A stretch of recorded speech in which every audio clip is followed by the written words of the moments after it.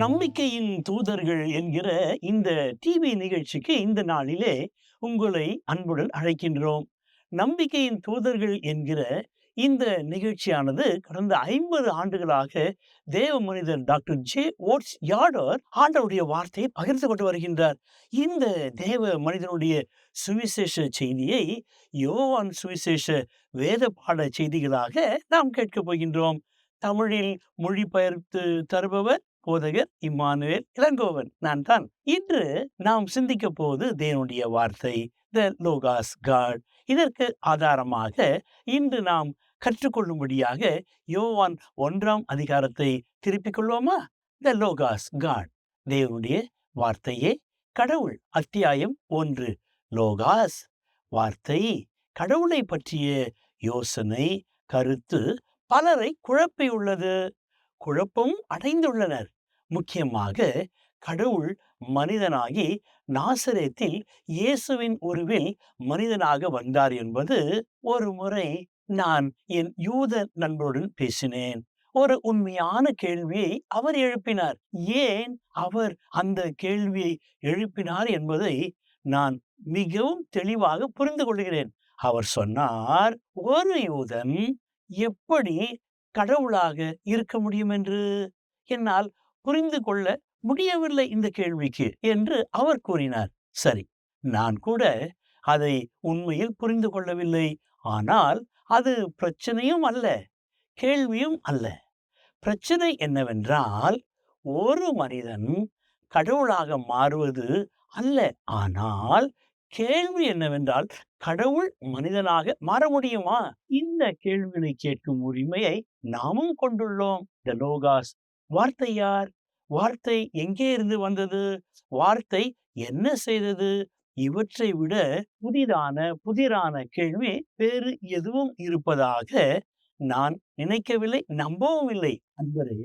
நண்பரே, நாம் வழியை கண்டுபிடிக்க கடவுளிடமிருந்து நம்முடைய தொடக்க புள்ளியை ஆரம்பிக்க வேண்டும் என்று நான் உங்களிடத்தில் சொல்ல விரும்புகிறேன். நண்பனே, வேதத்தை நம்பாமல் பரிசுத்தமான அறிவுக்கு ஏற்ற பெரிதும் புத்திசாலித்தனமான காரியங்களை நாம் நினைப்போம் என்றால் இல்லை. வேதம் என்பது கடவுளுடைய வார்த்தை, கடவுளை அடைய வழி என்று நான் நம்புகிறேன். நீங்கள் கடவுளுடைய வார்த்தையை ஏற்றுக்கொள்வது புத்திசாலித்தனமான கடவுளுடைய வார்த்தை, விசுவாச வார்த்தை. பெரிய கதவுகளை திறக்கும். சத்தியத்தின் புதிய துறைகள் உங்களுக்கு திறக்கும். ஆகவே கடவுளுடைய வார்த்தையில் எளிய விசுவாசத்தின் மூலம் புரிந்து கொள்வதின் கதவுகள் உங்களுக்கு முன்பாக திறந்திருக்கும் போது இந்த பெரிய வாய்ப்பை நீங்கள் ஏன் மறக்க வேண்டும்? நான் யோவான் புஸ்தகத்தை வாசிக்க தொடங்கிய போது நான் ஒரு முக்கியமான வார்த்தையை கவனித்தேன். அது வார்த்தை என்ற ஆரம்ப வார்த்தை. சில எழுத்தாளர்கள் இந்த கவிதையில் கிரேக்க வார்த்தையான லோகாஸ் என கூறுகிறார்கள். வேதம் என்ன கூறுகிறது என்பதை நாம் கேட்கும்போது அது நமக்கு ஒரு பிரம்மாண்டமான புரிதலின் கதவை திறக்கிறது. இந்த வார்த்தையில் ஒரு பெரிய ஆழமான அர்த்தம் உள்ளது. எனவே என் செய்தியின் தலைப்பு லோகாஸ், கடவுளுடைய வார்த்தை. யோவான் 1ஆம் அதிகாரம் 1 முதல் 5 வசனங்கள் வரை நாம் வாசிக்க கேட்போம். ஆதியிலே வார்த்தை இருந்தது, அந்த வார்த்தை தேவனிடத்தில் இருந்தது, அந்த வார்த்தை தேவனாய் இருந்தது. அவர் ஆதியிலே தேவனோடு இருந்தார். சகலமும் அவர் மூலமாய் உண்டாயிற்று. உண்டானதொன்றும் அவராலே அல்லாமல் உண்டாகவில்லை. அவருக்குள் ஜீவன் இருந்தது. அந்த ஜீவன் மனுஷருக்கு ஒளியாய் இருந்தது.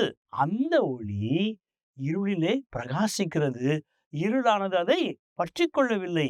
இந்த 5 வசனங்களில் எழுத்தாளர் வார்த்தையிலே 3 அடிப்படையான கருத்துக்களை எடுத்துரைக்கிறார். இவை நமக்கு முழுமையான பெரிய புரிதலுக்குள்ளாக இந்த கதவுகள் வழிகாட்டுகின்றன. முதலாவது கருத்தானது வார்த்தை கடவுளே. ஆதியிலே வார்த்தை இருந்தது. அந்த வார்த்தை தேவனிடத்தில் இருந்தது. அந்த வார்த்தை தேவனாய் இருந்தது. இது ஒரு அடிப்படையான கருத்து.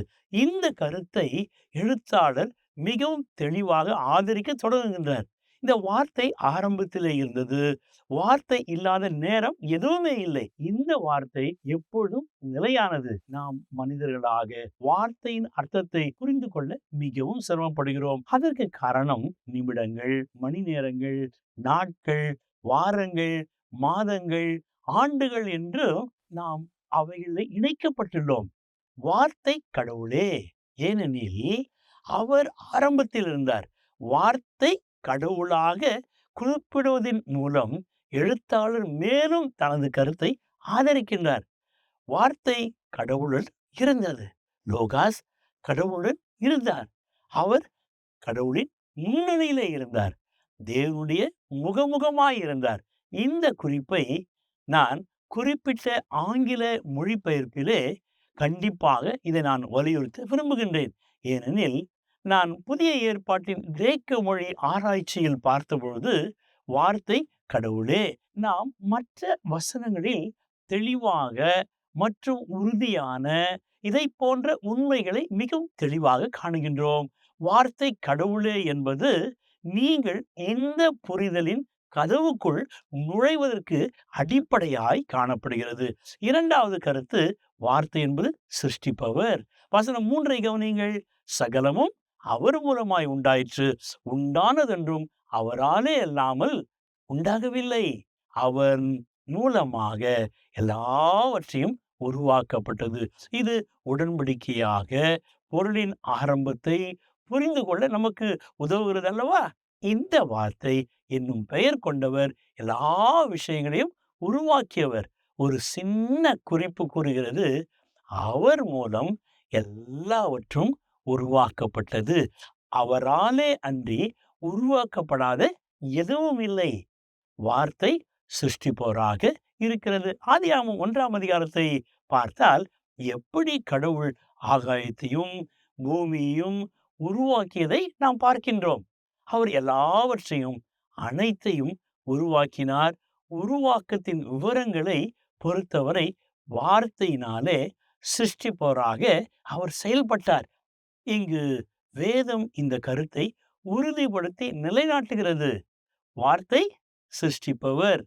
3வது கருத்து, இந்த வார்த்தை வெளிப்படுத்துகின்றவர். உயிர் மனிதர்களின் ஒளியாக இருந்தது. மனித குலத்தின் அறிவு திறன், சிந்திக்கும் திறன் ஒளியாக உள்ளது. நாம் அதை பல முறை பல விதங்களிலே அறிந்திருக்கிறோம். ஒளி என்று அவைகளை கூறுகிறோம். அந்த ஒளி கடவுளால் நமக்கு கொடுக்கப்பட்டது. அவருக்குள்ளே வார்த்தை உயிராக இருந்தது. மேலும் எந்த வலிமையான இருட்டும் அந்த ஒளியை அடக்க முடியாது. அந்த இருள் அந்த ஒளியை மாற்றி வெற்றியடை செய்ய முடியாது. ஏனென்றால் ஒளியை அணைக்க பல முயற்சிகள் மேற்கொள்ளப்பட்டன. ஆனாலும் அவர் இயேசு ஒளியாக இருக்கின்ற காரணத்தினால் அந்த ஒளி இன்னும் பிரகாசிக்கிறது. வார்த்தை ஒளியாக அங்கு வெளிப்படுகிறது. இந்த 3வது கருத்து நமக்கு ஒரு பெரிய புரிதலுக்கான கதவுகளை திறக்கிறது. இந்த 5 வசனங்களில் இந்த 3 அடிப்படை கருத்துகளின் மூலம் லோகாக்கள் யார் என்று நாம் பார்க்க வேண்டும். அவர் கடவுள், அவர் படைப்பாளர், அவர் வெளிப்படுத்துகிறவர். அப்படி என்றால் வார்த்தையே கடவுள், வார்த்தையே சிருஷ்டிப்பவர், வார்த்தையே வெளிப்படுத்துகிறவர். ஜெபிப்போமா? தகப்பனே, இந்த 3 அனுபவங்களிலே எங்களை நீர் உருவாக்க வேண்டுமாய், உம்முடைய வார்த்தையினாலே நாங்களும் உருவாக்கப்பட வேண்டுமாய், மற்றவர்களும் உருவாக்க எங்களுக்கு உதவி செய்ய வேண்டுமாய், இயேசு என்ற நாமத்தில் வேண்டிக் கொள்கிறோம் கர்த்தாவே. ஆமென்.